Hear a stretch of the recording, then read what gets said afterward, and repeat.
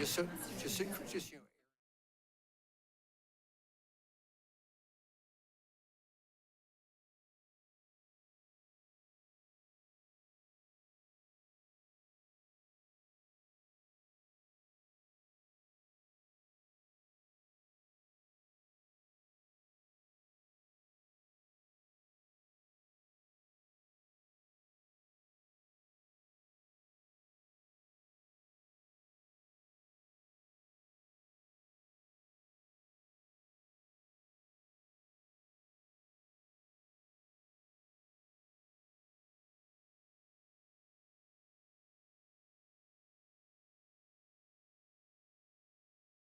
I have 6 o'clock, so we will go ahead and get started.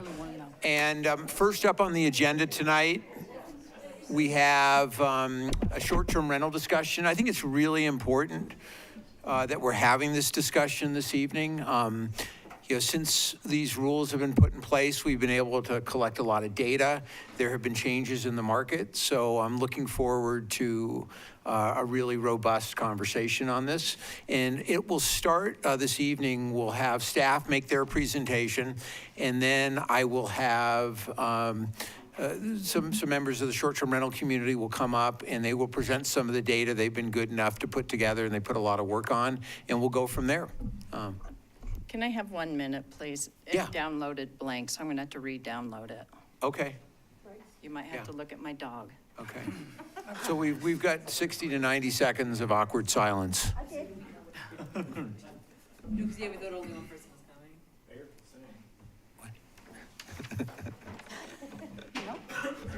No singing? No singing? Not by me. You would not want me to sing. My grandfather used to take out his hearing aids when I sang. And he was glad he had them, I bet. That's okay. They would have done that for me, too. Yeah. Good luck. Was that sarcasm? I was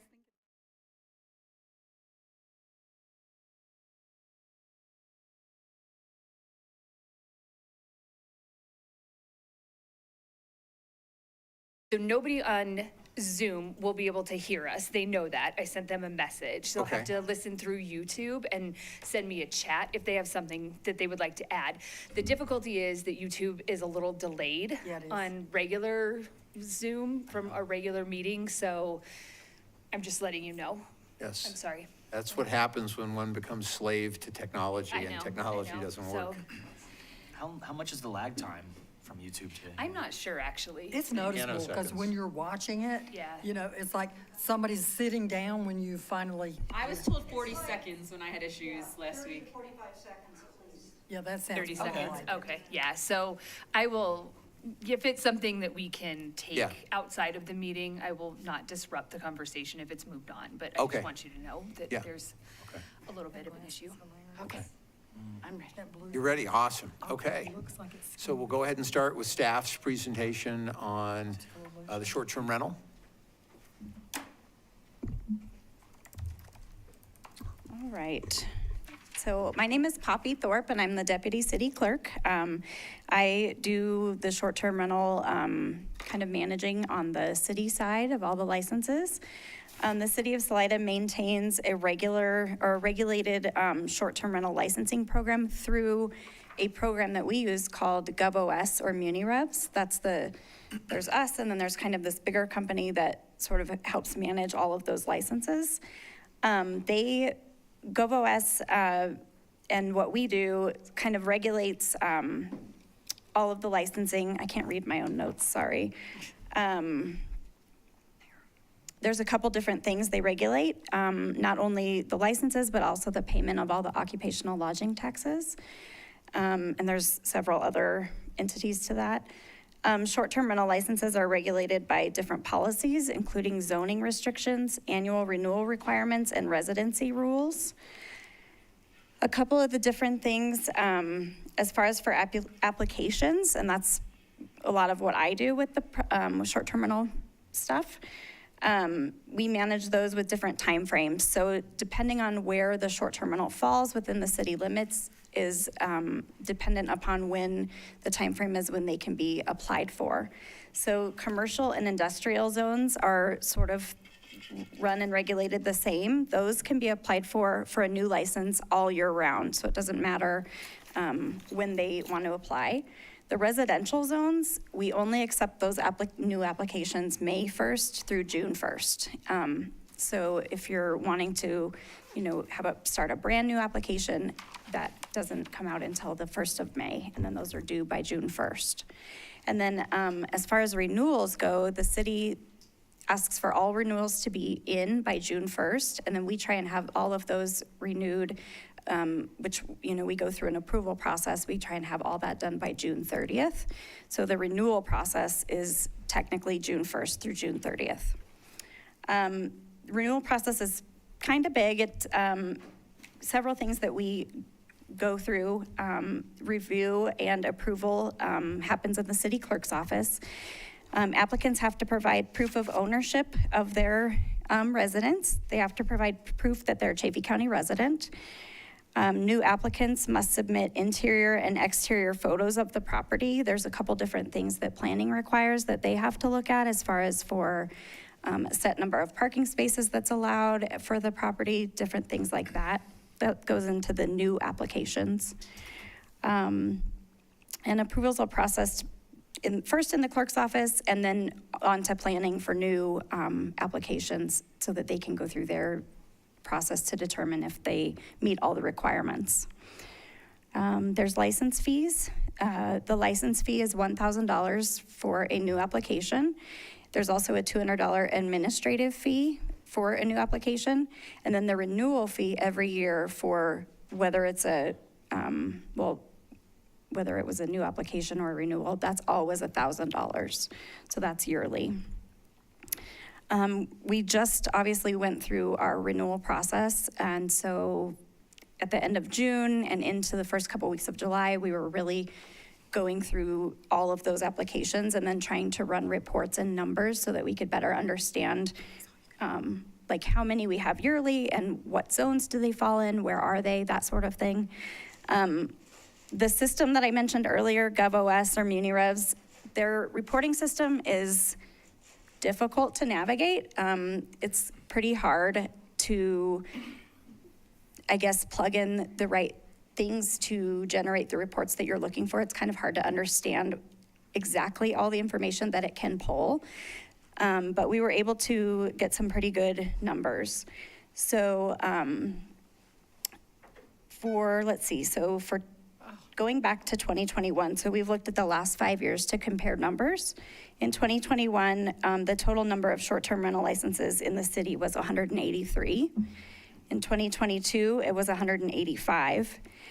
And then in 23 and 24, it took a big jump to, or quite a big jump, 2023 being 207 and 2024 being 208. And this year, just past this renewal period, we're down to 163 short-term rentals. So there's quite a fluctuation. And then the other thing that I wanted to talk about is just that we also have zoning areas. You guys all know different zones in the city. There's commercial, there's residential, there's the industrial corridor, that sort of thing. We have caps for each of those areas, so only a certain number of licenses is allowed in each specific area. And these numbers seem to be pretty accurate with what we were seeing in the reporting. So in zoning area, the first one is C2, so that's our historic downtown. The cap is 99, and before June, so prior to this renewal period that just passed, we had 72 approximate licenses in that area, so we're nowhere near the cap also in any of these. So we had about 72. Currently, since renewals, we're down to about 61. So again, the cap is 99. We currently have about 61. The next zone is the Highway 291 corridor. There are, so that's like out on Oak Street and then up through town on Highway 291 or First Street. The cap is 71. Prior to the June renewals, we had about 55. And then since the renewal period, we have about 44. So down there as well. The next zone is the industrial corridor, which is pretty small. We have a cap there of just 16 licenses. In 2024, prior to the renewals we just had, we had 7 that were taken, and now we have 3. The next one is the Highway 50 corridor. Let's see, our cap there is 46. We don't have very many out there. We've got, we had 6 in 2024, and now post-renewal, we have just 7. And then the last one, and the biggest one, or close to it, is the residential area. We have 82 as our cap. We had 68 licenses prior to this renewal, and then now we have about 48. So there's a pretty big percentage that's down. Like I said, it's kind of difficult to dig through those reports, but I feel like those numbers were pretty accurate. So basically, that's the information that we wanted to present today, and then staff is just requesting feedback and direction from the city council regarding that. Okay. So we'll maybe take a few questions now on this before I bring Christy Miller up, who will speak on behalf of the STR owners. But who'd like to begin with questions? Go ahead. Poppy, excuse me, is it the ratio of residential to out of county short-term rental owners, are those reflected within each cap? I don't believe so. I think these are just the city caps. I'm looking at Christy for a nod, yeah. So county's gonna be totally different. I guess I mean, residential permits that are allowed to people who live here versus permits that are given to people from out of the Gotcha. community. No, that wouldn't be reflected in this. This would just be like as a whole. Okay, so those numbers are a total as a whole for the city? Correct. Not within each zoning district? Right. Thank you. Go ahead. I have a question, and I think this is towards you, is what it says, the requested direction, a community survey conducted on STR policies. My question is kind of, how long would that take? And would that already be passed and we've already lost more revenue from this if we direct for the survey? And how much does that cost, and we contract that out? It's kind of on that.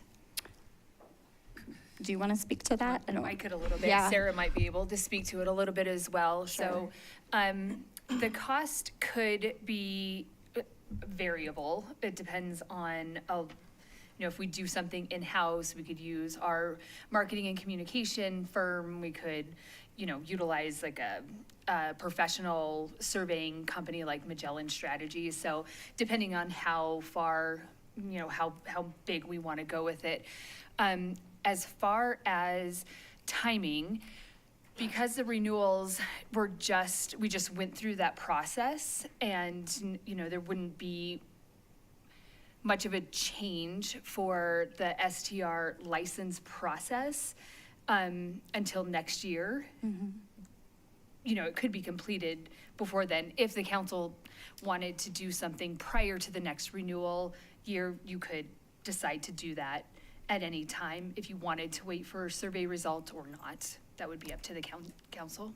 So we could choose as a council to lower fees and then have that survey, or have the survey and then lower fees, either way. Yes, I would, yeah, I mean, the tax, right? They're not The fees, tax. the tax. I'm sorry, the That's okay. tax. I just, Only it's for fees, only license fee, clarification since we had tax. to ask the I'm sorry. voters. No, it's totally fine. My professional advice would be to get the data that you would use to make the decision before you make a decision. And perhaps that would come from the community survey.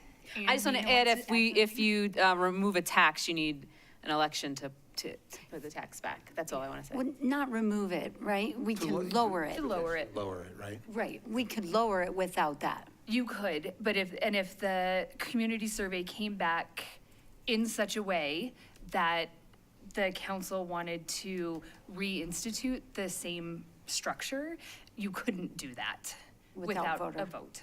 Yeah, so, Okay. yep. Thank you. Anyone? A community survey could also come in the form of an election, like a ballot measure, like we did in 2023, right? I would assume so, Yes, that's. yeah. And So we did one 2 years ago. my big concern with the survey, and I feel like sometimes these surveys, the questions can be leading.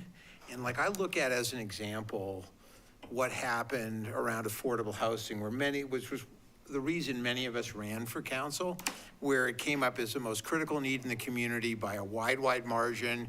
And yet twice in the last few years, we've gone to the ballot for housing and they've lost by resounding margins. So I'm a little leery of surveys. I mean, the data, I think, to me is what's most important, and we're gonna see some data coming out in just a little bit, but what I'm really curious about is looking at, okay, so we see the number of licenses has dropped a little over 20%. And then I'm curious to see some more of the data around what's happening with nightly rentals and things like that. I think a lot will come out in this meeting, so I just am a little leery of surveys. On the second question, though, I think that we're in a different time and place than we were when we instituted the residency requirement. I mean, it felt really existential back in 20 and 21 that we're hearing anecdotally about people's houses being sold out, that they were renting from under them. And that does not seem to be a problem anymore. And so I would like to see us revisit that. I think it's not a problem because we have that requirement. You know what I mean? Like, it's not a problem because we've put a stop to it. I hear that. I guess my response would be, back in 20 and 21, we were coming out of COVID. People were not getting on airplanes. So everyone was getting in their cars and driving to places like Salida, which accounted for that double-digit sales tax increase we saw in 20 and 21, and I believe even in 22. And so we were at the bull market for short-term rentals, and it felt like if we didn't do something at the time, we might not have any housing inventory for our workforce, which, I mean, I thought that way at the time. I look at it a few years later and I feel like it's a different environment, and that's just my opinion, but that's, I guess, where my head is with that one. Christy, could you review the policy regarding local residency requirements? Isn't it just a preferential treatment that they get? No. No. So do you have I think Yeah, the that's policy is coming up right for you here. all. It was in your packet as well. And just to clarify, when we say policy, this is in our code. Yeah. Sorry, I don't mean to. So it's this G right here, the Chaffey County residency to be eligible to apply for short-term rental license. So they have to submit proof that they are a Chaffey Local County residents. resident. Yeah. And they do that, there's 4 different things that they can use to provide that proof. They just have to provide 2 of those 4 things that are listed there. Gotcha. But at the time, my recollection is that 70% of the short-term rentals were owned by people who were not even in Colorado. They certainly were not living in Salida, so it was an extractive industry. Okay, that's all I had to say right Okay. now.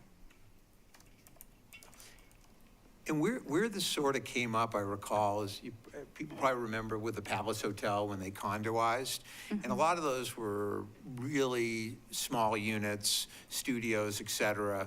And we heard a lot from some of the owners there that by putting that residency requirement in place, it would make it really, really hard for people if they were to want to try and sell, which, I mean, I understand. Right. Yeah.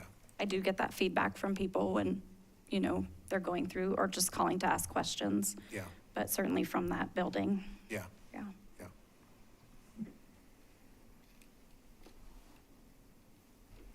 Anything else from staff before I have, yeah, go ahead. I'm just curious if you've seen similar trends in other, like in BV or in Poncha Springs or in the county?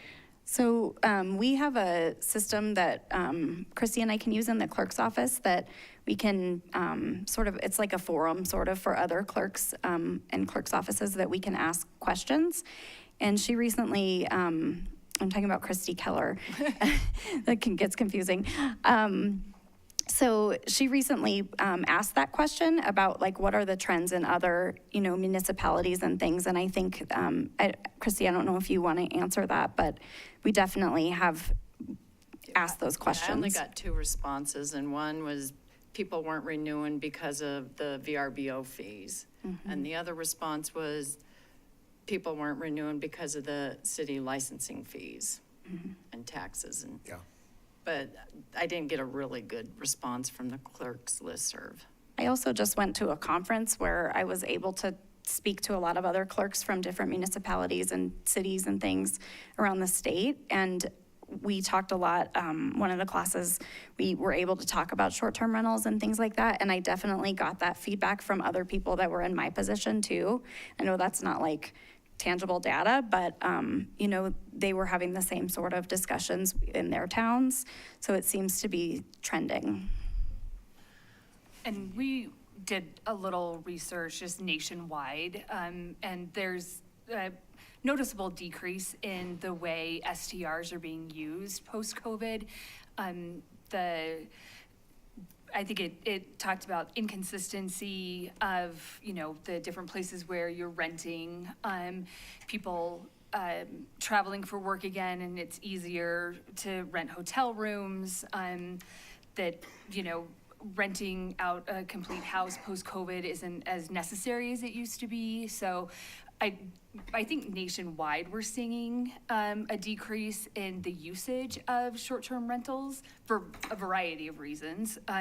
There was an interesting article that came out in the Colorado Sun today as well that talks about mountain towns seeing a slump in the summer, which doesn't really happen all that often. So again, for consideration, Salida's position unfortunately seems to be on trend with what other communities are seeing. So we can take that for what we want to. Okay. I have one more on Yeah. the residency Yeah. requirements.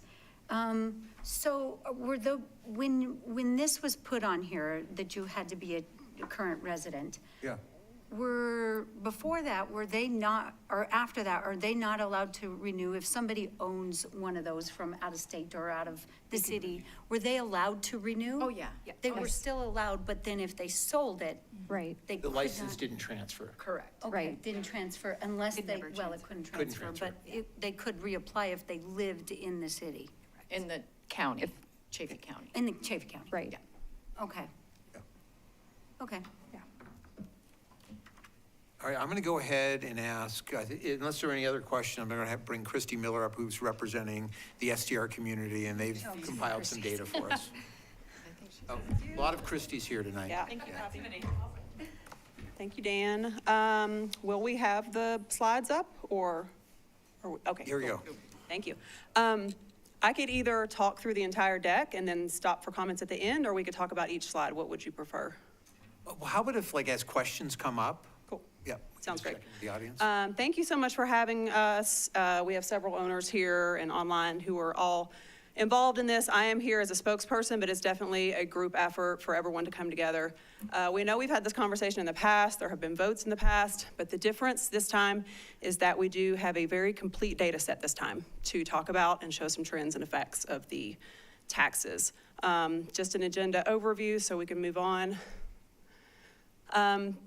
We gathered data from Price Labs, so let me introduce Price Labs. It is very similar to AirDNA. I don't know if you know that, but it's a data aggregate company. They track every rental everywhere because they have a direct data feed from Airbnb, VRBO, Booking.com, everywhere. So this is a very complete data set that I was able to get from them. We also did a short-term rental owner survey and got a really nice turnout from that. And then there was some data from City Salida that we'll look at as well. Go ahead. Thanks. I'll quickly go through this one. We did find out of all of the owners that we surveyed, we had 95 people respond, Majority of owners are passing those nightly taxes through to the traveler. So we'll go through that slide, but that's just a summary of what we found there.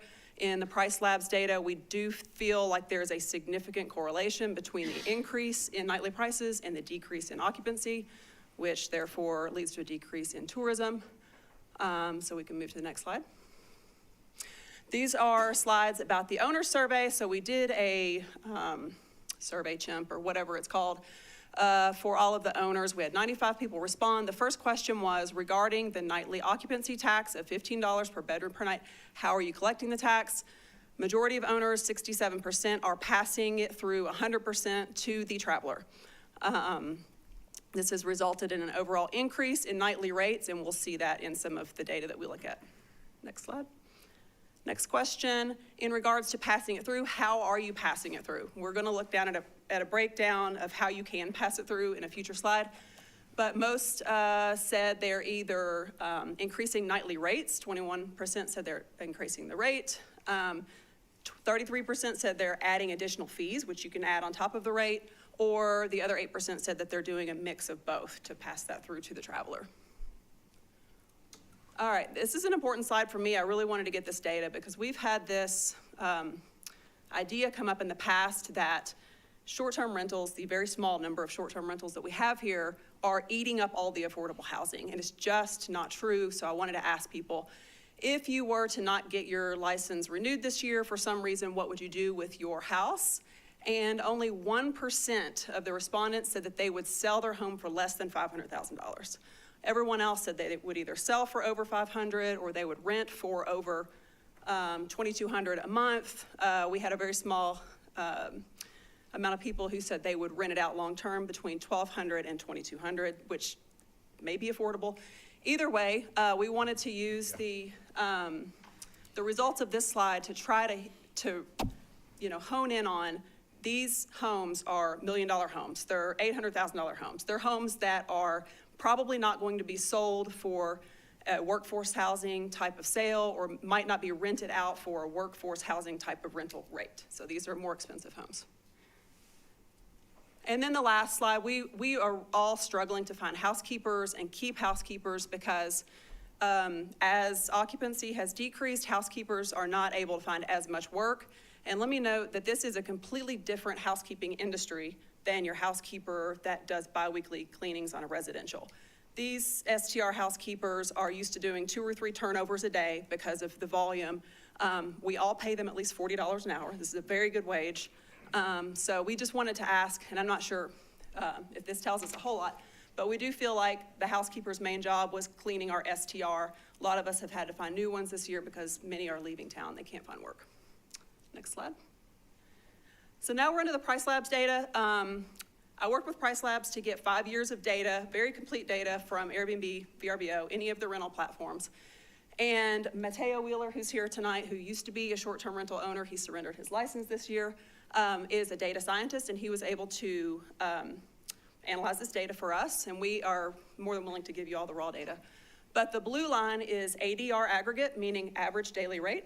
So that's the aggregate of how much you charge for your property.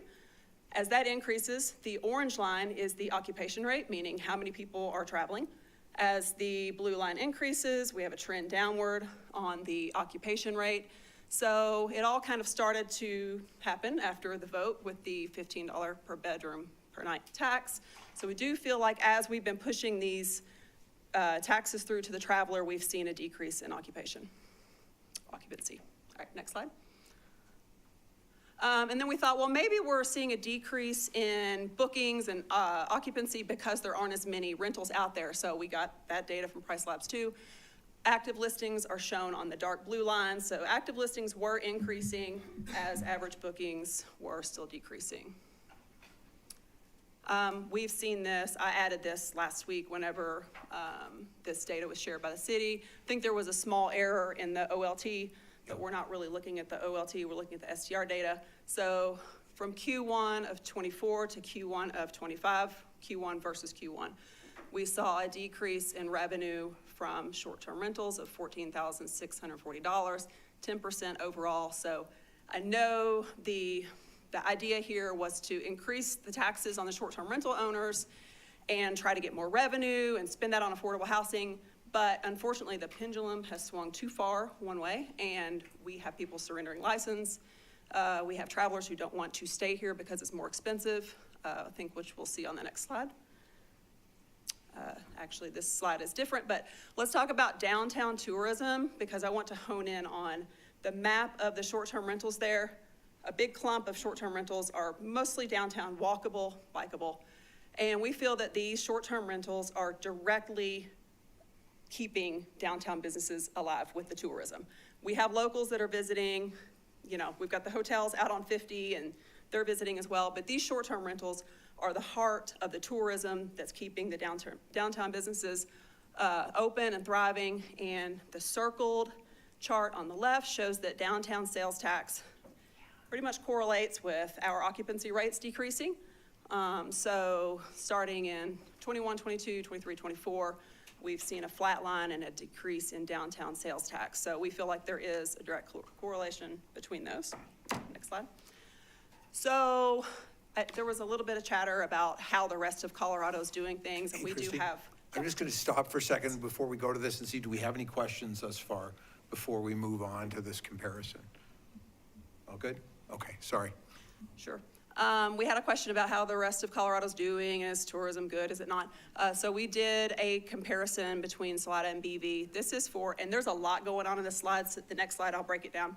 But this is a direct comparison of a house that goes for $300 per night and has the exact same cleaning fee of $175. So those things being equal, we saw that the same Salida rental will cost you $242 more, actually 13% more, than the same cost place in BV. And the next slide will show how we broke that down.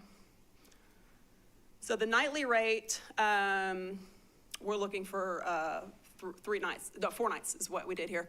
So the nightly rate is the same. Actually, it's a $12 delta. That's the best I could find, but it's very close. The cleaning fee is exactly the same. You'll see the host fee on the Salida property is where the host is passing through that nightly tax directly to the traveler.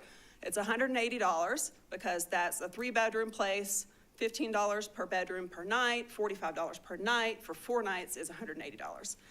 And then the rest of what you see under that is an add-on. Everything that gets taxed, that host fee is included in the tax. So it just kind of gets larger from there on down. The state tax is higher on the Salida property. The Chaffee County tax is higher because it's based on the nightly rate plus the cleaning fee plus the host fee. So overall, we get a total that's $2180 for the Salida property and $1937 for the BV property. Okay. And I know I just threw a lot at you, but just a couple topics for discussion, and I'm happy to answer any questions. We do think that there is a correlation between the high nightly occupancy taxes and the decline in tourism, and also that level off of the sales tax downtown. There has never been a proven nexus between the small number of short-term rentals in Salida and the lack of affordable housing. Why are short-term rentals being burdened with paying for the affordable housing problem? There are only 163 short-term rentals now in Salida, and we allow 3.5% of the total available houses to be short-term rentals, right? In the residential, but in commercial, you have the caps. So that's, I think right now we only have 1.8% of all properties being owned by short-term rental owners. So we're burdening an extremely small amount of owners with a problem that is being caused by many, many different things. And then the next point, we offer a different type of lodging for tourists. We're different than hotels. Thank you. BV is very similar, but they are cheaper to visit. And I just pulled BV's data today because they had the same meeting in their city council. And they not only have 247 permits actively being used, but they have a wait list for permits as well in BV. So that data is available. I just pulled it. Sorry, I didn't bring anything to hand out for you. It's okay. Be interesting to get it, though. Yeah, it's on their city council website. Okay. Yep. Okay, we can get that. So, And then one more point, sorry, before we open for questions, there was, considering a community survey to see how people feel about short-term rentals. And with all due respect, with only 1.8% of properties here owned by short-term rental owners, I feel like the rest of the Salida residents just don't have the data. They're not feeling the pain, that a lot of us are for, the high taxes. And, sorry. Did you have a comment? No. And they don't have a dog in this fight. So, of course, people are going to say, yes, tax them, because it doesn't affect them. It doesn't affect the rest of the people when this very small group is getting taxed. So we saw with the surrenders of licenses this year, we've got people in the audience who had to give up their license because they couldn't do it anymore. It was too expensive. So, all right, questions? Thanks. Who'd like to begin? Go ahead. Christy, I would love to see that raw data. And Yes, we have I it. saw a request for it online. CSV file, happy to send it to you. Perfect, Yep. thank you. The data with the Buena Vista? No, the raw data The that price was labs? used Price that was labs. analyzed to give us this data, and Dan Bush asked for it online as well. Yes, as far as the BV, So send it to everybody. as far as the BV data goes, how are they doing with their tourism? I mean, I heard the numbers as far as their permits, but I would love to see them break out their downtown sales tax just like we do, but they don't. Unfortunately, they do the whole city. So I don't know how they're doing with their tourism. I don't know if a way to quantify it. The only thing I could see is that they're maxed out on permits and they've got a waiting list. And I would imagine it would be relatively easy to call Brian and get some data from him. Yes. Okay. And I don't, if Amy has any conversation, we meet monthly with the administrators and finance directors for the other governments in the county and talk about sales tax trends and other things. I don't know if Amy wants to, you don't have anything from recently? Okay, yeah, we can get that. Something to pay attention to.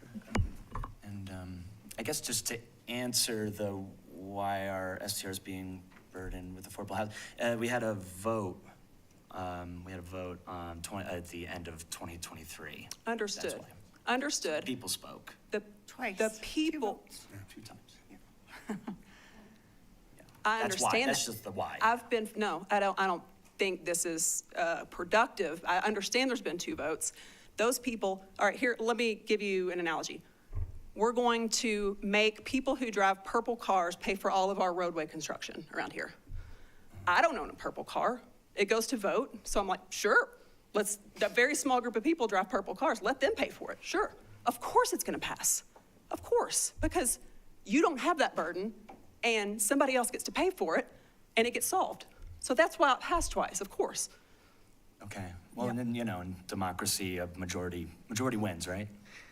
So look, can I, Right. yeah, so I just have a quick thought, like. Quick thought there, but, I'm yeah, sorry. really appreciative of the data-driven approach you've brought to us tonight. And I think that's what was missing a couple of years ago. I mean, unfortunately, a couple of years ago, there was sort of, for lack of a better term, what I would call a scorched earth. It wasn't any of the parties here.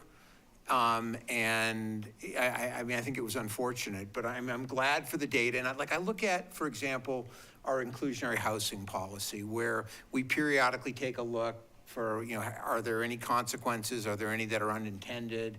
And so I think it's healthy to do these reviews. And if data comes in that suggests that it's impacting our bottom line, I think it's worthy of a conversation. And just to skirt around, again, it was mentioned not looking at OLT, but I think there is a big chunk of the story that is shown in occupational lodging tax. We just got the revised numbers, and those numbers have indeed plateaued as well. And that is not affected by this discussion at all. So that is, I believe, a crucial part of this discussion that should have a light shone on it as well. Across all sectors, we have plateaued or dipped in revenues.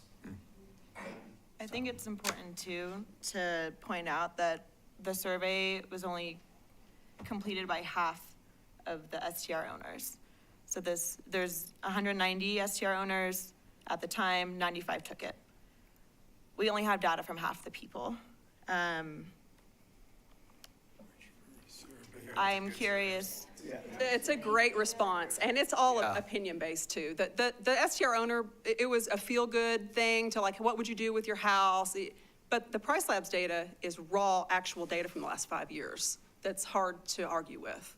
And the loss of revenue from people surrendering their licenses because they can't afford to keep their license, that's actual data as well. I'm curious if factors like increase in food, increase in gas, cost of living going up, the tariffs that have been implemented by the new administration right now, were those factors taken into this survey at all? About how we're decreasing in tourism? Is it, you're saying it's one factor, the STRs? Oh, it could be multiple factors. It's just that it correlates perfectly with when the $15 per bedroom per night tax went into effect. And it's $1 million homes that don't feel like they should just eat the $15, they pass that on. $1 million homes.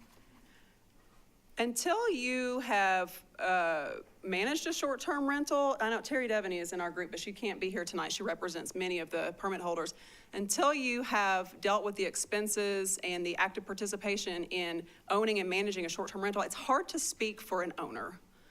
I think you just assume that we're all sitting on piles of cash, but it is a very expensive endeavor. Fixing things, the supplies, the complaints, new air conditioning and everything. It's a very expensive thing to offer a perfect house for a traveler, and they expect certain things. So that does add up out of your $125 a night that you charge, and then you give your taxes, and then you pay these taxes, and you pay your management company, and you've got consumables, you got to buy new towels. It eats away at the profit. It's not just this huge money-making endeavor. So it is a business, and many people gave up their licenses this year because they just couldn't do it anymore. It's too expensive. And Christy, I really appreciate hold on your one second. presentation. Thank you. With all of the data-driven Thank you. analytics. You've done a great job correlating that. What I saw in the national trends when I was looking is that the national occupancy rate is down to 50% where it was 57, and that was in 24, and we're 7 months have passed of 25. And so we see that the national trend is harming Airbnbs. We get that. We do have to have money for affordable housing, and I would be saying it's not fair too. And I totally understand your point about, of course, the voters are going to support that. They don't like short-term rentals. They don't want them in their neighborhoods. That's one reason why we required local residents to be here, so that they could deal with the problems that occur often at short-term rentals. And so, it's a hard situation for everybody that's involved, because we have to serve the homeless, and we have to get people into affordable housing.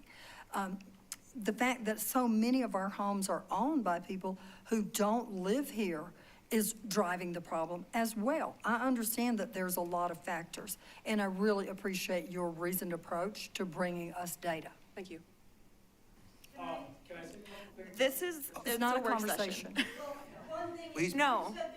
This is, Okay, hold on a sec. We got people, so what we can do, because this is with their presentation, and because Mateo put a lot of the data together, you can go ahead and come up and speak to that. Yeah, no, I didn't want to speak. But come up to the mic, because, so people He's can the hear you. data analyst that, Mike. People can't hear you online unless you speak through the microphone.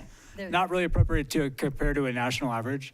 This is Colorado is a tourist state, so this is completely different.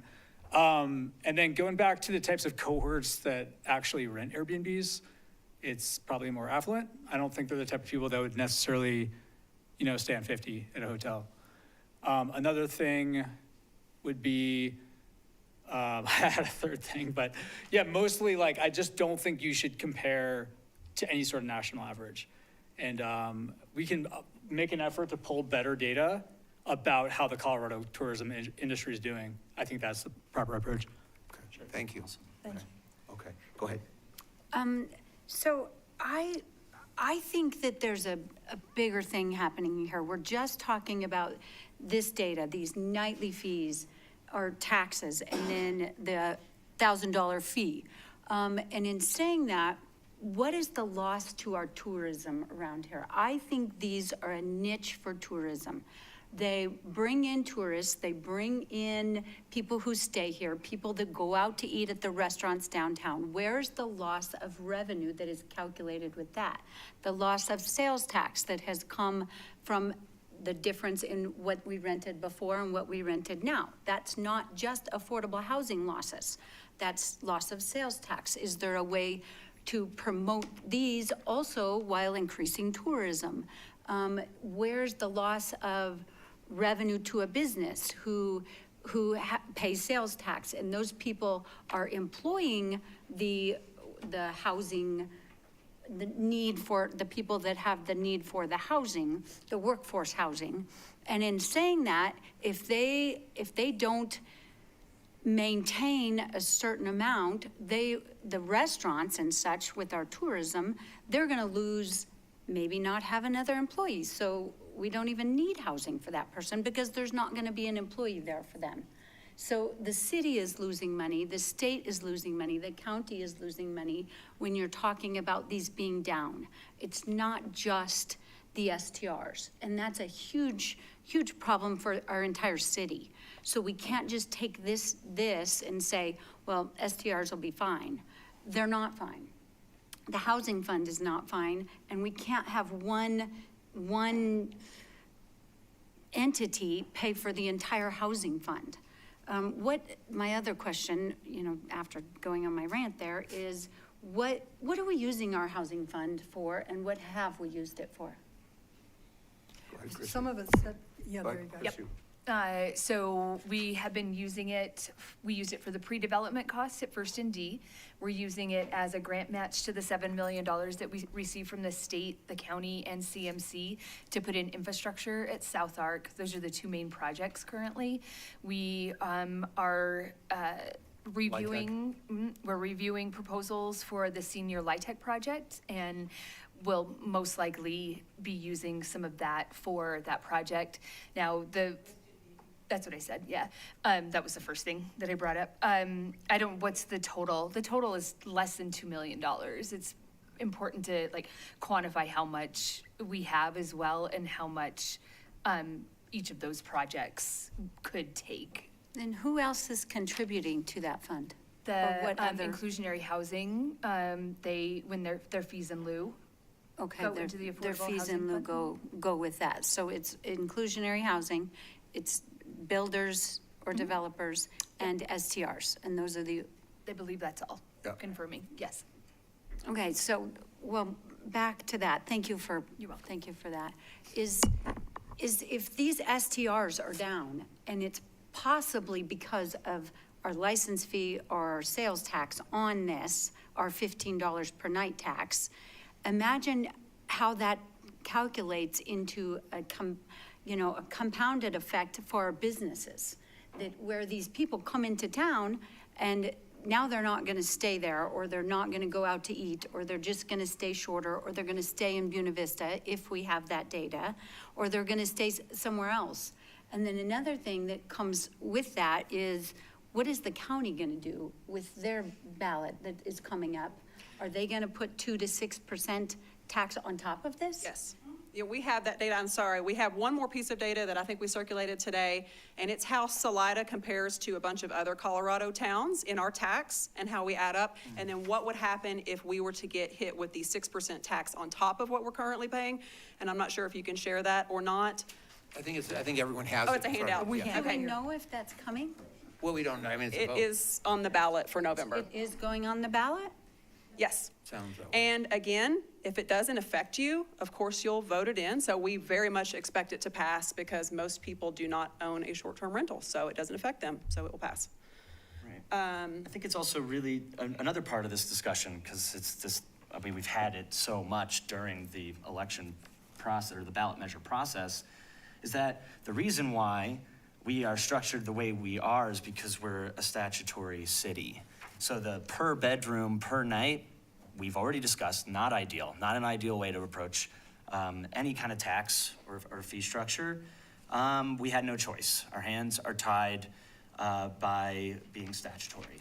That's another really important part of this because it doesn't make sense the way it's written, the way it's laid out. We wanted to do percentage. Yeah. But we're not allowed to. Again, but again, I mean, we're statutory, so when you're comparing us to these other communities, none of these other communities are statutory. BV is. Except for, okay, so BV's on there, great. I just got it, sorry, but you know what, like, that Your statutory changes. town, which is also different from a statutory city. But we were able to look Okay, at, there is a difference then. we were able to look at how everyone does it. Actually, Keith put this together in case he needs to speak on it. How everyone does it and aggregate it to where we can show an effective tax on a rental that's $300 per night for 100 nights per year. So But even so, we can expect that the 6% county lodging tax across the board will pass. You've already said it, I mean, I believe it too.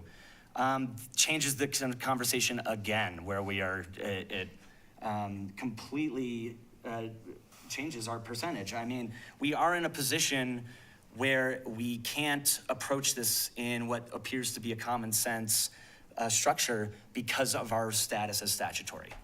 I see a community of people here that could help us change that. We can't on this board. what you While we're could, having- what you can do, back before this was voted in, we were paying $482 per bedroom per night that was occupied, right? What we could do is take it down to $5 per bedroom per night, which is exactly what we used to have, a few cents off. And we had a healthy 80% occupancy and more people owned short-term rental permits at that point, and we could boost revenue back up. So that's something you could do. But then that 6% tax, that passes, we are back up to a level of red alert where we're having the same discussion. It all just comes back to, our hands are tied by, especially, I mean, as a governing board, I've said it before when we've talked about the treasurer's position, my appetite to change the results of an election in my tenure that has happened is not good for optics. That does not look good at all. That looks like an overexertion of power. If we could change the fact that our hands are tied with the structure because we are statutory, that changes the entire discussion. But until then, that's what, Okay, go ahead, then I have something. Yeah, go ahead. Yeah, so I also appreciate you bringing the data to us. I think it's smart for us to review it and continue the conversation. There's been a lot of talk about this balance that we have to try to strike, right? We, as a city, we need sales tax. So we need people to visit. We are solely supported by sales tax. But we're balancing that with, with the need for lodging in the community and getting people here to go out to eat at restaurants and spend their money on retail. We also have to balance the fact that we are so tourism supported with the fact that we need employees for the businesses to support the tourism. And if those businesses can't get employees, they can't run. If the employees don't have a place to live, or if they have to work 3 jobs to be here, and they leave, then our businesses can't function. So we have to find a balance in here between all of this. I saw something really promising in your survey results, which is that almost 24% of people said that they would rent their home out long-term. And that is what we want. And so, For more and I'm than not 3 done talking. Okay. 24% of 95 is over 21 homes. For And $3,000 a month? And we need those Affordable. homes. Let her finish. Right, it is affordable. It doesn't say how many bedrooms those homes have. It is affordable, and people will pay it for long-term rentals, and our workers need them for long-term rentals badly. And so 24% of 95 is 23 homes that I would still love to see be long-term rentals. And until that number is 0, until you came back to me with that number being 0, then I would say it's time to make a change. But we need every single one of those 23 homes to be rentals. As a person who worked hard, went to college, saved a bunch of money, bought a vacation home, and wants to short-term rent it out to offset the mortgage, how is it someone else's right to tell them whether or not they can short-term rent it or if they have to long-term rent it? It just doesn't seem like, it does seem like an overexertion of power at that point. When you tell someone that they cannot get a short-term rental permit because you'd rather see them long-term rent it. Because it used to be a rental, because we had that inventory before. Okay, we're kind of getting into this back and forth, which I don't think is particularly helpful. I think maybe where we end this conversation tonight is around the fact this is really good data that you've provided us. And it's going to take some time to digest it because we haven't had it before. When this was brought forward a few years ago, there was no data. And just like what we do with inclusionary, I think it's worthy of continued conversation. I would just like to add that that long-term rental can also offset a mortgage. It does it very well. But the person who lives out of town can't visit often like they would like to. That's what they'd like to do. Yeah, it's having your cake and eating it too. Which is what, we should have the right to do that if we bought a home. So my thought would be in the meantime, I know that at the city, we're working with the business community, and Sarah's been doing a lot of outreach there, to talk about the perceived impacts. I'd love to talk more to the town of Buena Vista around what's going on there, the trends they're seeing, so we can look at them. I mean, I did find their sales tax data. It too is down. They don't have it broken out. Don't have it broken out, yeah. Yep, but, Every community you that can we look meet at, with a everyone, theirs cast. is as well. We can dig into it more. I can reach out Yeah. to Brian and Philip, but theirs is broken out similar to the way ours is, just not geographically. Okay, go ahead. Something I wanted to point out as well with this newer chart that you provided for us. So we have municipalities and towns such as Breckenridge, Steamboat Springs, Aspen, Glenwood Springs, Vale. Like, we don't want to be like them. That's We're why way we're more putting this. expensive than they are.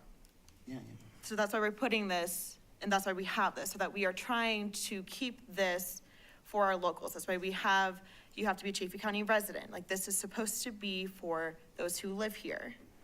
And the other thing I wanted to say too, I was speaking with somebody who is in the raft guiding world, and they've noticed there is a decline in tourism for the whole Arkansas River. And like, they're seeing that for their numbers. It was 6%, it was 4% 2 years ago, 6% last year, and this person I was talking to specifically, they are anticipating it to be double digits this year. So we're seeing a decline in tourism throughout this whole county and this whole area. It's not just in Salida. And that's based on one person you spoke to? Yes, yeah.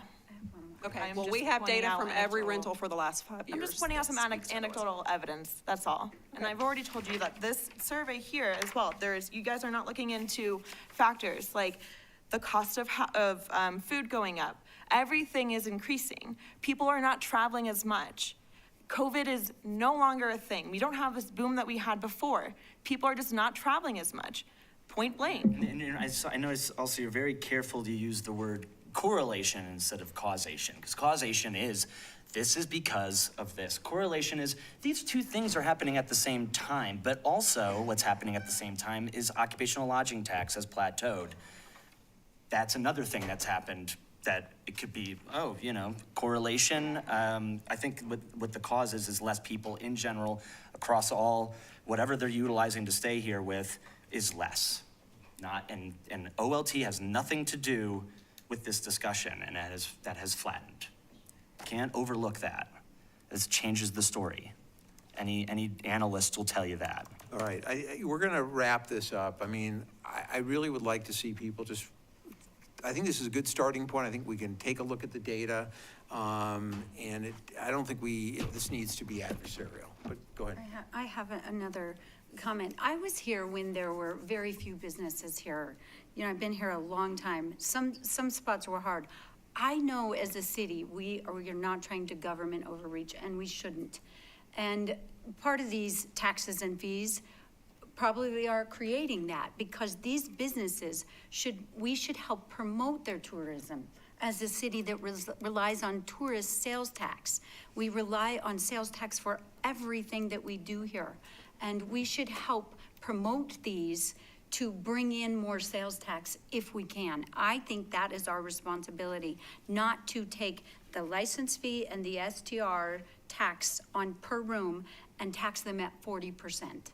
I mean, that's what it equals, is about 40% tax on every dollar spent that is coming out of their pocket to fund affordable housing or that license fee or whatever it is, and that will trickle down and create less tourism. And I will say that, I'm sorry.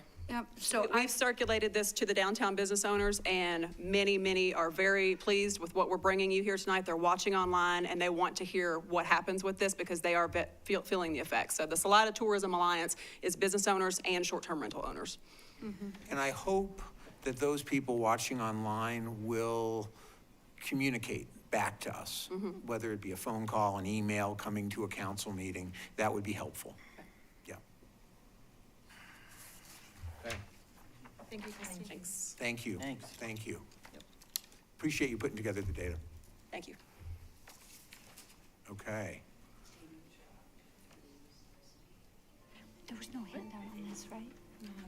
For the next one. And next up is the CHA Quarterly Affordable Housing Update. Thanks, Marjo. PDF, there's no file?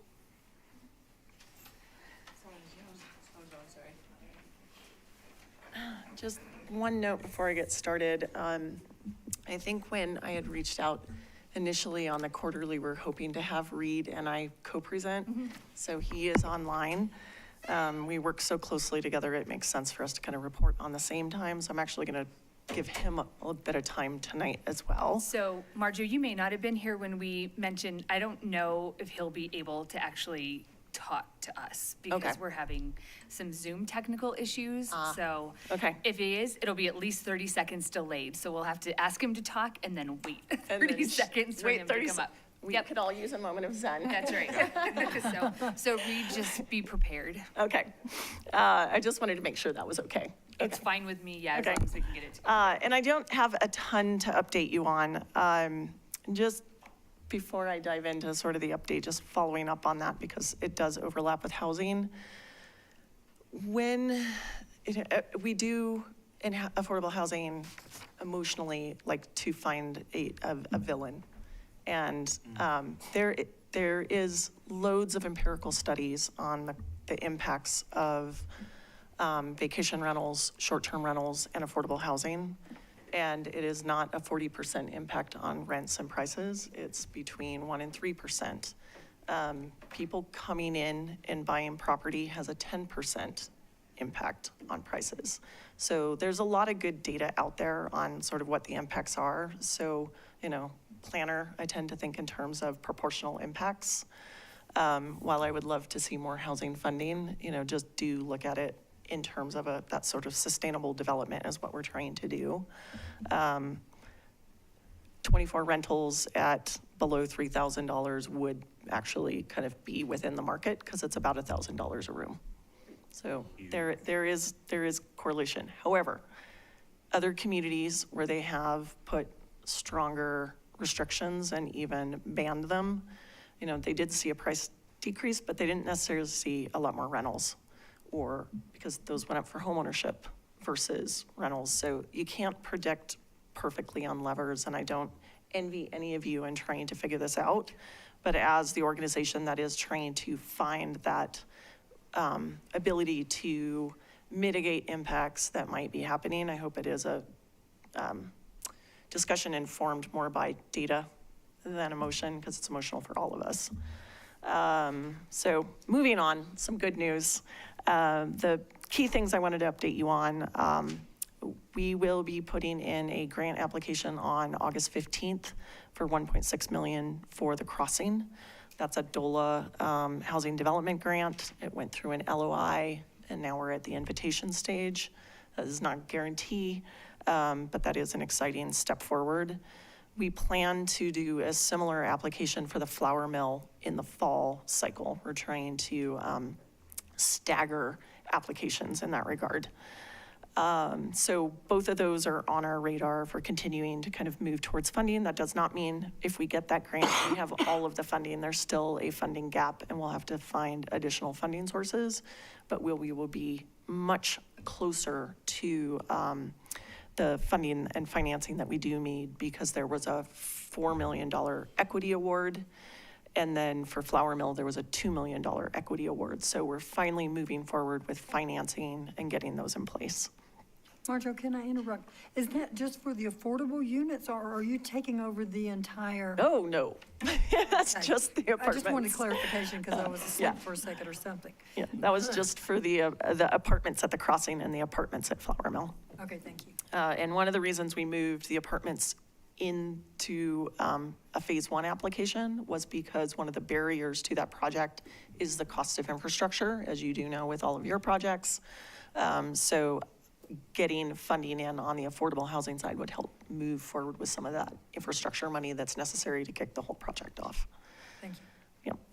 Yep. Some other good news, well, there's not a lot out there on the federal level. One of the good things that has occurred in both the House and the Senate is they did not gut HUD. There was a lot of anxiety on everyone's part that even though we do not receive federal funding here, that the implications for what it would create on the Front Range without us being able to have referral capacity to the Front Range from rural communities, that cuts to HUD would devastate a lot of the larger affordable housing efforts that are occurring on the Front Range, where we often refer our most vulnerable because we do not have the resources. And so there was this huge fear that if they cut that, the rural counties would feel it the most. So far, both budgets have held steady. The House was a little under the Senate, but that is very good news given all of the other cuts occurring across the federal government. Knock on wood that it continues that way. The one place there was a cut was to homeless services, and so we're still kind of waiting to see what will happen on that front. And there are a number of other things along that political front that might come back to the city at some point, because it includes how police force interact with homeless populations. Still much to be determined on what that all means, but that is the one area that it seems the administration's objectives were successful in cutting both budget and redirecting through executive orders. In terms of trying to get information out about income restricted units, we have made a change to our website, which we hope will be more useful. We used to have this horrible email list, and we have created a subscribe, unsubscribe newsletter for updates on housing. Of course, there are not loads of units, but every single month we have had units that are 100% of AMI and below. And so people now have the ability to subscribe and unsubscribe. It used to be, we had to go find these emails. We didn't know who needed them. So we have some new stuff on the website that you can refer people to. In terms of partnerships around the community, we have met twice with the property managers for Salida Ridge in the last about 5 weeks, and they have been very productive conversations. There is still a lot of work to be done on improving the relationship between CHA and Salida Ridge. They have had vacancies for quite a while and have not been getting them filled. And we've been making referrals and not getting information back. You all know a lot more about Salida Ridge. And so one of the things that we are trying to do is improve the relationship where we can help applicants fill out applications, ensure that those applications are properly filled out, and then they will move people from our wait list into the top of their wait list. And so that is a very common partnership between LIHTC projects and housing authorities. And we're hoping that over the next 6 months, we can really get those systems in place, and that would be a very good thing. They have some new staff in the Colorado office, not locally, but at the Colorado office that are they come out of the Boulder Housing Authority that really understand some of the things that we might all want to achieve there. So I'm hopeful that there will be some pivots in that. I don't know if you had more to add to that. I have a call with Michael on Friday to talk about management there. Great. Do we know what the vacancy rate is? Well, it's not a vacancy rate. They just had 8 apartments that were open that they were trying to get people into. And that's some of those projects, it requires a significant amount of application materials. And so it's not they're necessarily that they were not trying to get those occupied, but information was not complete when people were attempting to complete those applications. So at least for the referrals that we have made, we have typically just said, call them. And so we are changing the way we are doing with that to go to a direct, like, let us help you fill out the application to make sure that it's complete and you know what that is. And then we have a better relationship with making that referral. So fingers crossed. I've also appreciated the collaboration with the city on the LIHTC and the discussions around ADUs. And if there's anything I can add to the ADU discussion later, I'll be here. I also met on Thursday with the county, with Beth, to initiate the discussion on starting the housing needs assessment and getting the RFP moving. And the CHA will be a subcontractor, most likely, to help kind of project manage that and get it going. So excited about moving that forward because there's a lot kind of pending on that getting done that is going to impact all of us that we don't have to go into. And then last thing, and then I'll turn it over to Reed. Meadow Creek, the festival field division that is on August 17th, they are doing locals only passes this year for one day. You don't have to buy the whole event pass. And they have made CHA the beneficiary of those local passes this year. Someone else will get it another time. This is the first time they've done that, so spread the word. And if you've ever wanted to go to the concerts but not go for the whole time, now's a great opportunity. I don't know what that is. I don't know what that is. The Meadows in Buena Vista Okay. holds music festivals, and so they've got an event coming up called Field Division. I actually don't know the musicians, but I am not very good at that sort of thing, so I'm the worst person to ask. I know a lot of other people are super excited about it, but they are this time doing just locals only day passes, which they have not offered in the past. And that's just online somewhere? Yeah. Okay, We will be sending out an email, so I'm happy to include all of you on that. thank you. You might And then know I will somebody who turn it cares over to, about that. free to take questions, but I'll go ahead and turn it to I Reed. just texted him, so hopefully we. So if anyone has a question while he waits, Questions from Arjo? About 30 to 40 seconds. a short question. Okay. It's King Gizzard and the Lizard Wizard. Yes. Wait. And so the newsletter Say that one more time. that informs people about available apartments that are affordable, they just go to the CHA website, Yeah, CHA CHA.org. rentals, and there's on 2 different pages, so they can land on either, and it'll say, sign up for our newsletter, and then when they're done, they can unsubscribe. Right, okay. Meadow Creek Field Division. Dominique, say that one more time. King Gizzard and the Lizard Wizard. Getting something in the lizard wizard? Gizzard. Lizard gizzard? Lizard gizzards. I'm gonna send it to you. Good. Well, report back to us how it was. Everyone, our side, hold on just a second. It's like, is that 4 bands? No. We're gonna go old school. Reed, do you wanna talk? Wait, You bet. Okay, put it on speaker. Put the microphone. And then Sorry. this part. Don't do this anymore. Okay, go ahead, Reed. All right, so y'all can hear me. Confirmed? Yeah. Actually, how did Great. Well, thanks for giving me the opportunity to speak, and thank you, Marjo, for sharing room with me in this. I just want to give a quick update to the Chafee Housing Trust's efforts in Salida specifically in recent times, and I would like to finish with learning more about what you guys want to hear from the Chafee Housing Trust in terms of our efforts so we can prepare for the next meeting. But in specific to homes and home buyers, the MN3rd project is now completed, and we've got 2 homeowners who are now in their units. We've got 2 more sales pending, and then we've got 2 units that are renting up, and that's thanks to the Chafee Housing Authority. They are managing our rentals for us. David Kephar's doing a wonderful job, so really appreciate that partnership. So MN3rd is soon to be fully occupied, and that's a great thing.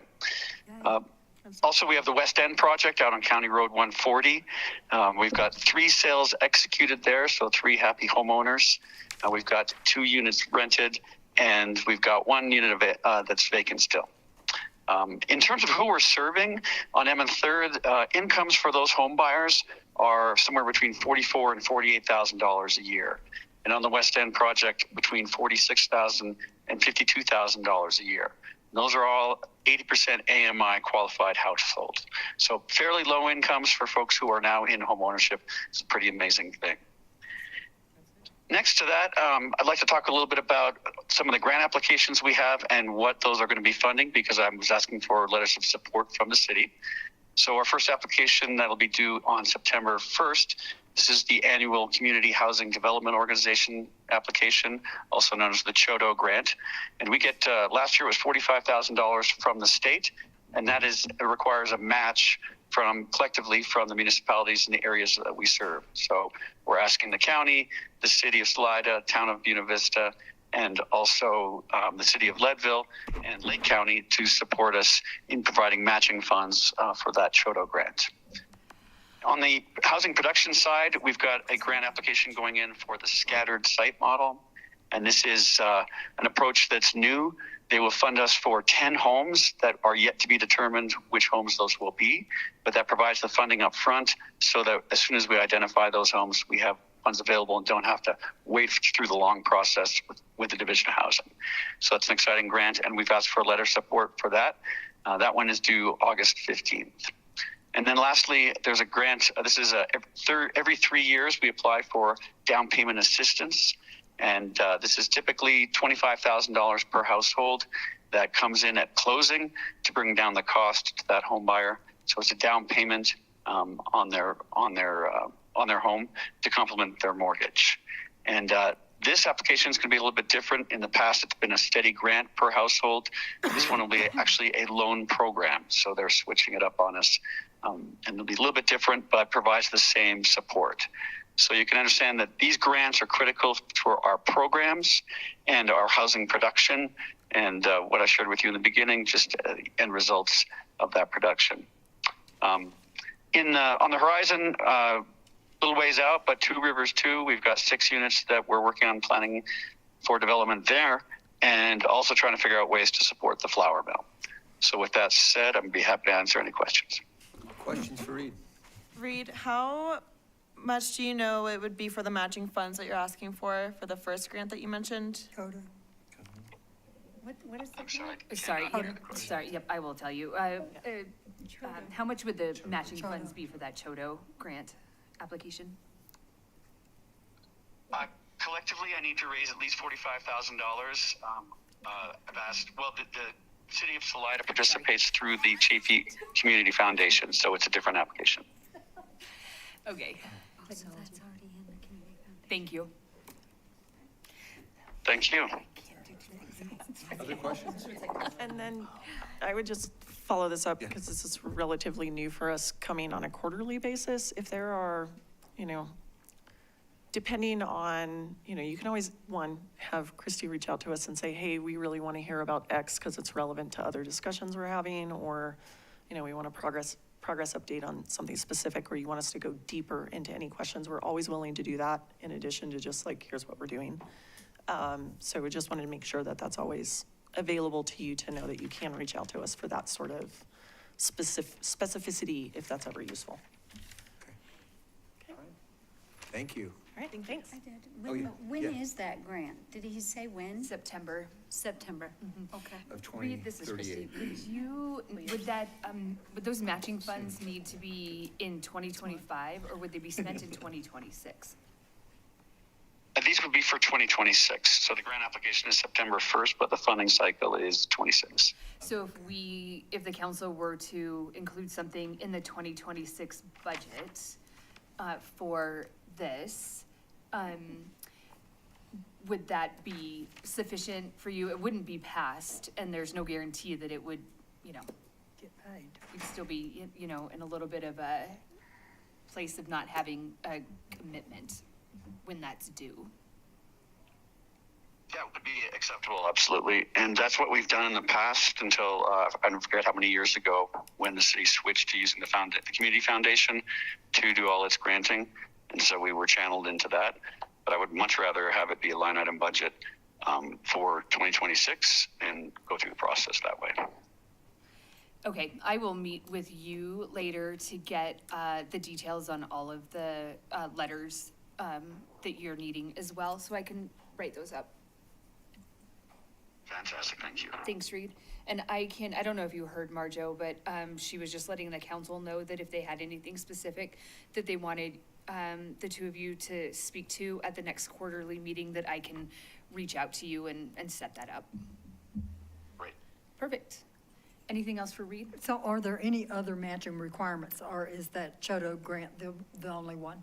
Is the Chodo grant the only one that is requiring matching funds? Yes, and that's the primary one. It's a regular cycle every year that we do this. Okay, thank you. Thanks. My question Thank you. also about that is, so we've already approved the 2026 budget. No. Yeah. We're gonna do, well, maybe I saw a sneak peek in finance, maybe that's why I'm getting confused. So, but in saying that, we have that money in the community foundation if they get that scholarship through that, correct? So it's not an additional amount that he's asking for. Well, I think that the community foundation's roughly $90,000, and, I mean, maybe a portion would go, but, I mean, I think the largest grants we have coming out of that to any one entity might be 10,000. Maybe that'd be more than pushing it. that for Boys and Girls Club. What? Boys and girls are. More than like- that. I think Alliance Not got much more. 6K one year, but Yeah. that was a long time ago. The 44 is split between multiple municipalities. Yeah. Yeah, so let me say it in plainer English. They've got a snowball's chance in Hades of getting what they need from the community foundation. That's not enough money for the 120 nonprofits that are in this county asking for money. Sure. So that's good. I think we need to look at a line item budget for them, We for can that. bring it forward. It's too important. Well, that's a discussion to have. Yeah, sure. Yeah, that's a later. different discussion. because Thanks, the Reed. city's in I will trouble. follow up with you after this meeting. Okay. Thank you. Affordable Christine. housing Alright, have a fund good is night. maybe something we could utilize Yep, for that. yep. That's another option. I would hope so. Yeah. Yeah. Okay. So let's move on to the accessory dwelling unit regulations. Good evening. All right, so I'll preface this by saying we haven't received too much more information since our last discussion with all of you guys. I'll make a few clarifications, then I might also rely on Marjo to add a little bit more flavor if needed. So the council memo, just kind of the first paragraph summarizes what was discussed last time. The House Bill 1152, what it would mean to become an ADU supportive jurisdiction, the money that DOLA is offering in the first round, 1.6 million. One clarification that I wanted to bring up, Marjo and I weren't sure if it was well received in the first conversation of this, was that the 1.6 million isn't specifically going to the residents. It could also go to the city to create a grant or an ADU program. There's different options that first round of funding could go to, and one could be to the city to potentially work with someone like CHA on a program. Marjo had originally also mentioned that that CHAFA was going to be releasing some type of grant program in addition to, that kind of works in tandem with the DOLA funds that are coming.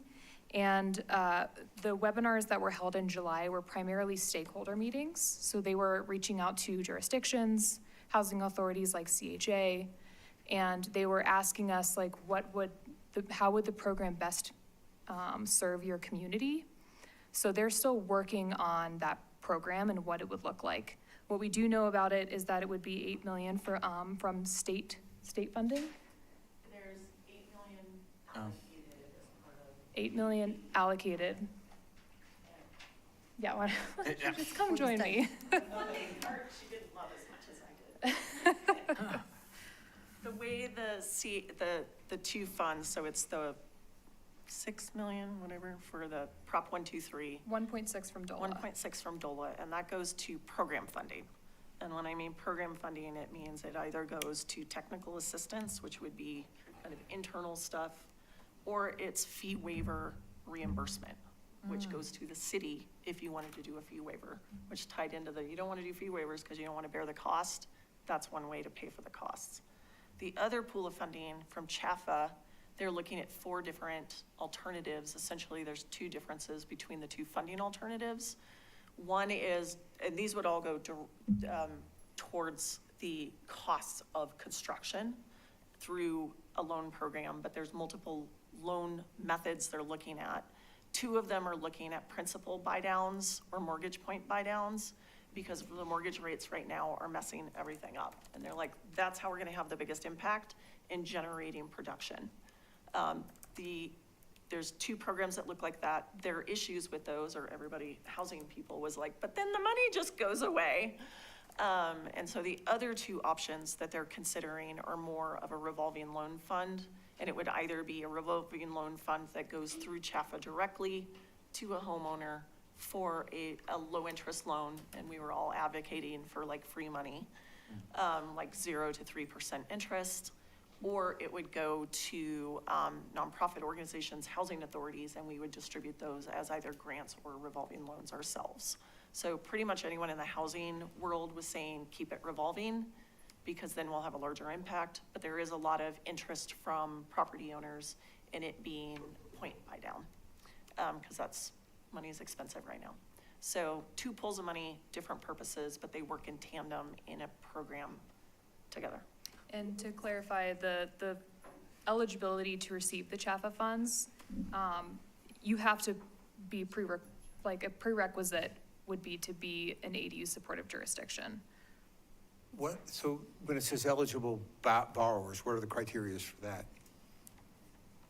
Sorry, eligible, what was that? It says, yeah, it keeps saying eligible borrowers. I'm just curious. They would have to be enrolled in a jurisdiction that is part of a supportive Got jurisdiction it. for ADUs. Okay, thanks. And that required us to do a couple of things, like reduce the parking. Correct, yeah, that would require those 2 code changes we talked about, which were the setback, the perceived bulk as the setback for ADUs versus the primary home, and the parking requirement for ADUs.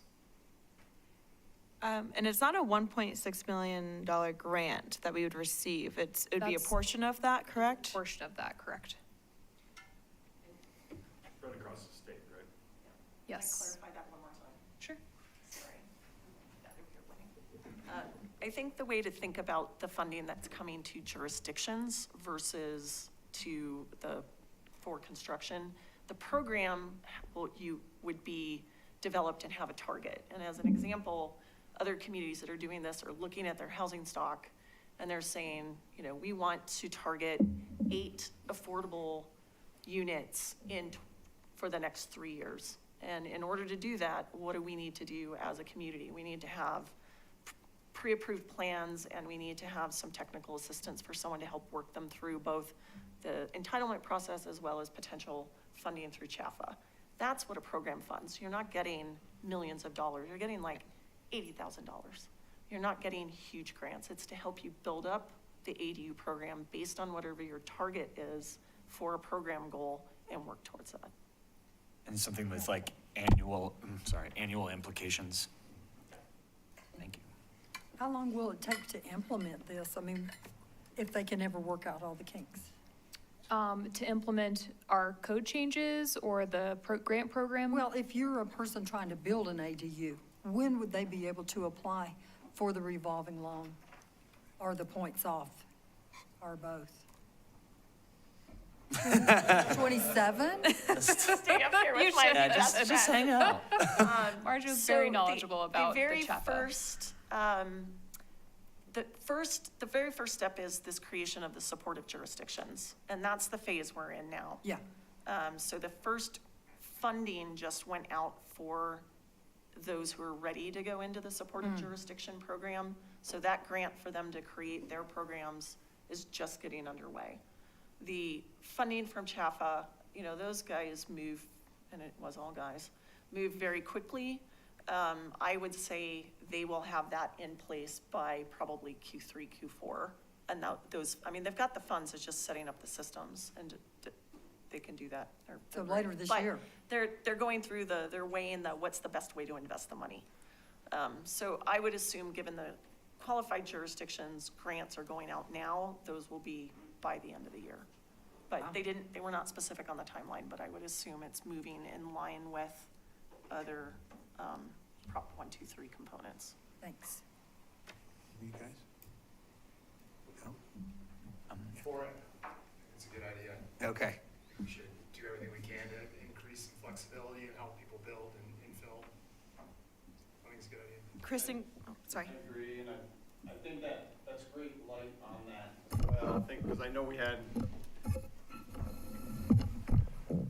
Not enough microphones. One mic. you know, should I put my phone up to? Yeah. Please do. You know, we had discussions that the 1.6 was not a whole lot of money, but that makes perfect sense now that that money is to set up the program, and then that sets us up for the CHAFA loan programs and all that. And I think some of the things that we're talking about, I agree with, especially, you know, pre-stamped plans. I think that's huge. If you, to go into the city and say, I want to build an ADU, but to get through that process of getting an architect or a plan, a designer, just be like, you can build this here tomorrow, boom. I think that's huge. And so, yeah, I think we should definitely talk about it. Sorry, I said it was a marriage saver.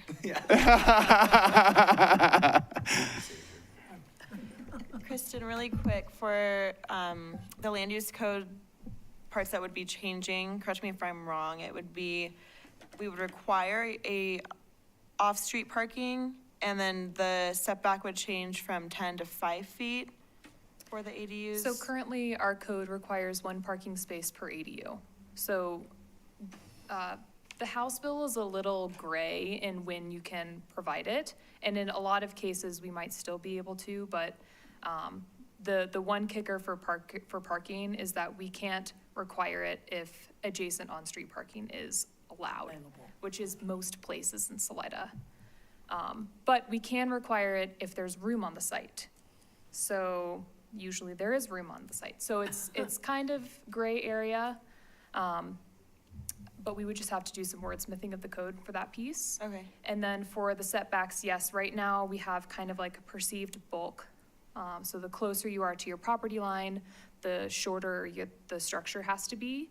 So right now, if you go up to 22 feet, you have to be set back 10 feet, and that would have to move to 5 feet to match the primary unit.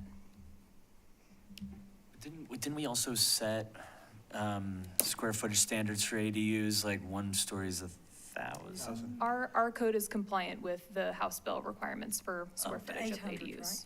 Just these two things. 800 for the. 800 second story. It's for second story, right? Correct. Yeah, and Okay. 1,000 if it's on one Okay, level. so we're in compliance there. Yeah. All right. Yeah, go ahead. So pretty much we're all in favor of the ADUs and moving forward with this, because even a few homes, ADUs are better than none, just creating those.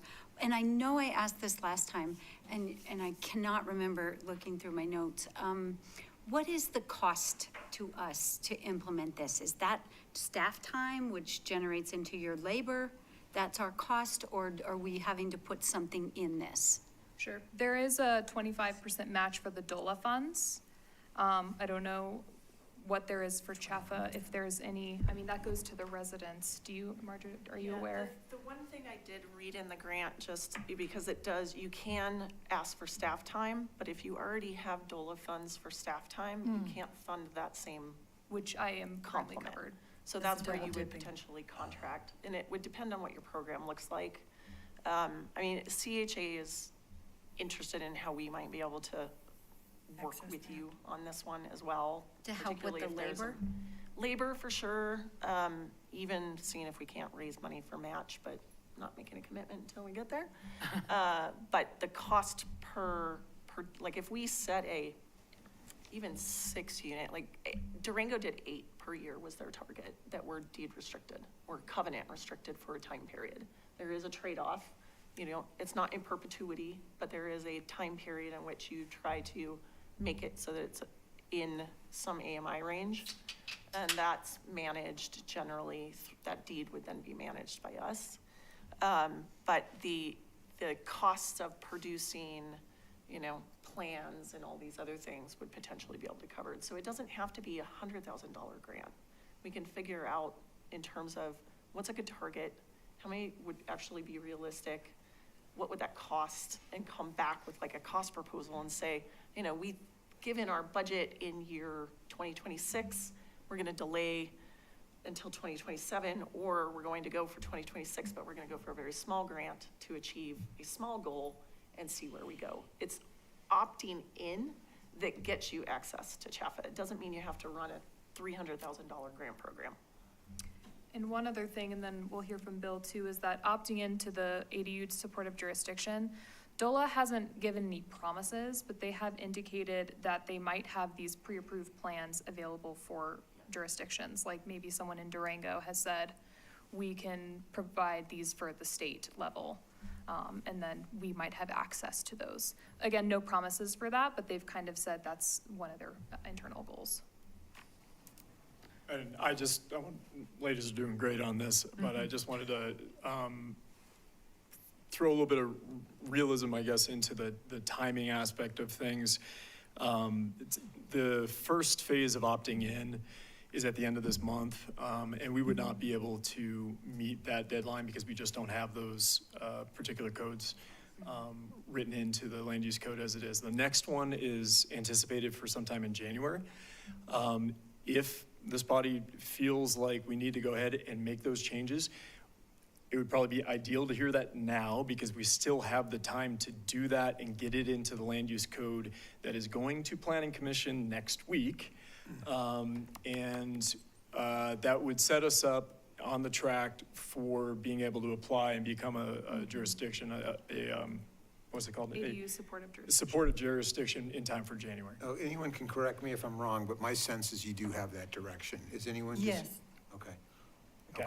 The other piece, because of the land use code implementation and obviously the process and everything else, I just also want to be realistic about any sort of programs that we would be putting in. There would be a delay on that. So we need to really have more direction from you all as far as all the details of what it might look like. But staff capacity wise with the new land use code and everything else that we're dealing with, finishing up under the current code with all the applications that have come in, realistically, we'd be looking at something earliest sometime in 2026 to be able to get set up. I can't give a real good estimate of when next year, but I can guarantee you it's not feasible in 2025 anyways. So 6 to 12 months is what I'm hearing I think that's realistic. as a realistic. Yeah, there's like compliance paths we have to Right. follow with DOLA, and they have to verify that what we sent is good, and there's always back and forth and Right. things that happen to get there. Yeah. Thank you for bringing this to us. I think you have your direction. Thank you, guys. Okay. Bulk water. Topic you've all been waiting for. See you later. Oh, yes. Wait, but Aaron, where are you going? the moment we've all been Oh, man. About bulk water. Yeah, I mean, talking about potable water will keep you up all night. Yeah, no, this is pretty exciting stuff. So anyways, yeah, bulk water is kind of the topic, just kind of to highlight the three different types of water that we sell per our fee schedule. It's kind of like your monthly metered water. We have a non-potable water station, so contractors, Hard Rock, a lot of those buy non-potable water from the city. But one of the things that has become, I guess, maybe a little bit more of an issue is bulk water. There's properties in the county that aren't hitting water with their wells, so it affects, development even in the county. They come to us like, hey, can we buy water? We'd like to have this or that reason. And so we haven't really had this challenge, I guess, recently, until fairly recently, but thought it'd be worth bringing it to council. So back in 2016, there used to be a bulk water station over by the Forest Service building. It was on what was then owned by the NRCDC on a parcel there. And in 2017, due to some contractual disagreements, the staff was directed to remove that facility. It was cellular, credit card reading type of station, had like a 3/4 inch hose. It also had a 2-inch hose. So if someone wanted to top off their RV, they could do that. If someone wanted to fill like a 1,000-gallon tank, like what we consider bulk water, they could do that there as well. We don't have that facility anymore, and even that property as a whole has kind of been looked at for other uses, and it'd take quite a bit to reconstruct it all. I think even about 10 years ago, over 150,000 went into that construction, and so that doesn't exist. So really the option we have right now is working through our utility staff. Lauren's here. He's our field utility supervisor, if you haven't met Lauren yet. His staff is responsible for pretty much anything water or sewer pipeline related out within our community. And so about the only way we can dispense bulk water is putting a meter on a fire hydrant and manually working with whoever wants it.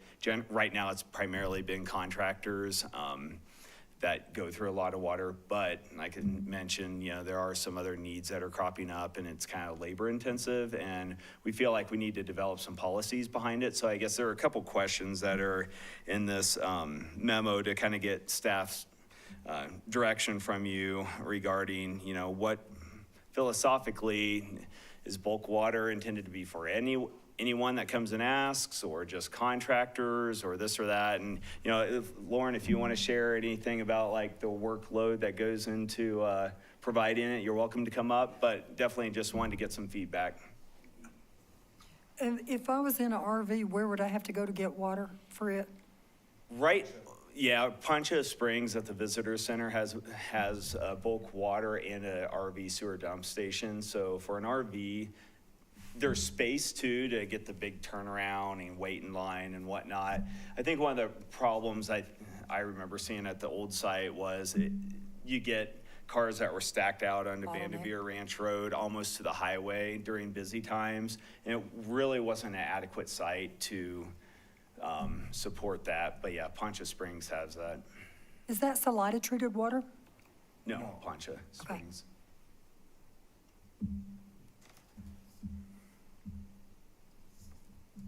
Warren, you want to talk about the work that goes? Well, the work that would go into it would be setting up a fire hydrant with a meter or a backflow device. So, you know, if they don't have a air gap in their tanks, we'd have to set up a backflow. And every time that hydrant goes on and off, we'd have to retest that backflow because it has to have a constant heat to the backflow. How much staff time would, say for one individual that comes, would it be hours? It would depend on how many people would come in and have to use that hydrant. Okay, but let's say I pulled up there and I needed 500 gallons or something. I mean, approximately how much time, staff time would that require? Just ballpark, I'm just kidding. 10 minutes, 10, 15 Okay. minutes, each fill up. Okay. That's helpful, thank you. So the facility that was built before was $100,000 to install. If we were to entertain another system, what would the cost be in 2026? I think it could vary a lot as far as how, as mentioned, I think the property was kind of small over there, and so it had a pretty minimal driveway. I think to have a adequately sized driveway, probably be bigger. And then the taps, I mean, it's probably 200-ish thousand, I'd imagine. Which might interfere with our austerity plan. Could definitely. Yeah. We also just signed a $50 million contract for the sewer line. Yep. David, wasn't there a lease back on that agreement with the organization that put in the facility? That water and dump station? That's not ringing a bell. I guess I don't understand what that might, sorry, I don't, yeah. Not sure about that. Okay, go ahead. First, Lauren, I hardly recognized you. You were so clean. I'm just saying. I hardly recognize him when I walk. Shots fired. You look very nice. Yeah. I'm saying, As he normally would. Good recovery. Nate's full of mud. He looks like he's working, is all I gotta say. During the day, I don't know about now. So kind of all flustered. So the facility that we already have, you're saying that's not workable anymore, correct? We don't have it. It's gone. No, I know, they took it out, but the site, so where it was, we can't reuse it. And what about any of the parts or pieces that were used for that? There was a mechanical, kind of like a box with the credit card reader and some valving inside that could potentially work. It's kind of like a car that's sat around for 8 years. You'd never really know, like gaskets dry out. The software probably is obsolete. My guess is 20% chance it might still work. Okay. It's just So sat it's around not it, really you know. Yeah. practical to say we could definitely use that again. And that was kind of a small expense, really, the site work, putting in the underground utilities, paying the tap fees, running the communication lines, all that costs quite a bit more than the box, I guess I would say, the dispensing machine. Okay, so my next question along with that would be if we were to say to move forward with some of this, is that where we would get bids or we would really figure out how much this is going to cost? And does that come from the general fund or does that come from your fund? I think it would, so that was kind of the second question on here. First was, do we support, you know, bulk sales to anyone? Yes or no, sort of thing. Second, no, it'd be something that we could incorporate into our capital budget for 2026 if it's something the council would want to pursue. And I would imagine it would be a utility fund expenditure and operate underneath the utility enterprise. And do we make money off of that?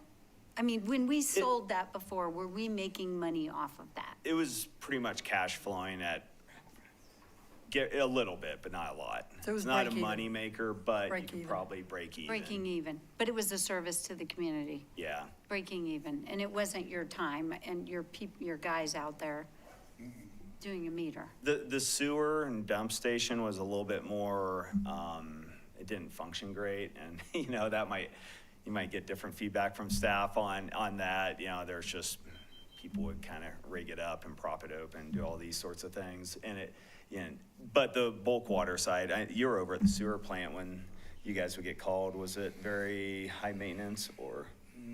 I wasn't there that long to remember getting a whole lot of maintenance on Yeah. it, so. Is there any impact to our water rights or beneficial use or anything like that? Beneficial use, water rates, like, You know, it's considered consumable water, and I think the volume that would go through this would be pretty negligible. okay. It's more like, do we want to budget for it in the future to have a functioning type system, but also kind of initiate the planning, because I don't, you know, there's a few places we sort of spitballed, but there's not a lot of great locations where we could put this and not affect the adjacent property owner adversely, I would think. So that's kind of a challenge. It's easy to say, yes, we'd like to move forward in budget and have one of these, but where does it go? It might be another question that needs to be answered. Are there any alternative sites that have been identified? Have you looked at that? You know, some places could be potentially over at South Arc, depending on how that all lays out. You know, I don't want to speak for Diesel, but, you know, with the current configuration at Marvin Park, there could be a parking lot that could be considered maybe, you know, over at the existing facility where it used to be in front of the Forest Service building. Again, that was kind of looked at with some different site plans, but those could all be discussed. I think nothing is jumping out at me, though. I was like, oh, this makes a lot of sense. So it seems to me, I mean, there isn't a tremendous amount of demand outside of the contractors at this point. So am I right there? The one individual I know has reached out to you a couple times. Yeah. That's the primary one. You kind of wonder down the road. Yeah. You know, I think with groundwater and this and that, so.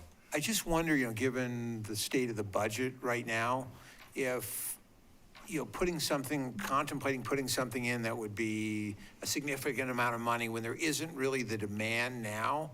So I guess my question would be, if it's just a one-off here, a one-off there, if we had like a policy in place where we tried to work with people, and I know that's not like a real formal policy, and then we could reconvene at a later, if demand really spiked, but it just doesn't seem like allocating those types of funds to something that, you know, isn't creating a tremendous burden, at least today. I would probably recommend just, you know, trying to work with those people, but based on what you shared. But David, how do we know what the need is? Because if it doesn't exist, they're going to Canyon City for their water.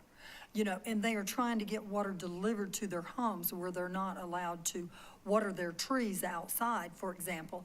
So you don't know what the need is because they're not coming to you. We've had a couple people come to us, and so that's where we know that need exists. It's just, I think down the road, no one really knows. Yeah, it seems to me like something that we should be looking at in 2027, or, you know, in conjunction with the finance department to see when the budget is going to lighten up. Because I think a lot of the community would love to see us use up some of our water as one of the few tools that we have to limit capacity to the city. You know, in other words, we can't say no to development because that interferes with people's private property rights. If they want to sell their land for the highest dollar and it's going to turn into $1 million home next to you and drive the price of or the value of your property, you know, even if it's falling down sky high, a lot of people would be in favor of this, whether they needed the water or not. But if I was living in Pinion Hills and I wanted to have a couple of fruit trees, I'd be wanting to come here to buy my water. And knowing that I'd have to have it in a tank on my yard, but then at least I could water my trees because that's the only way I could legally do it.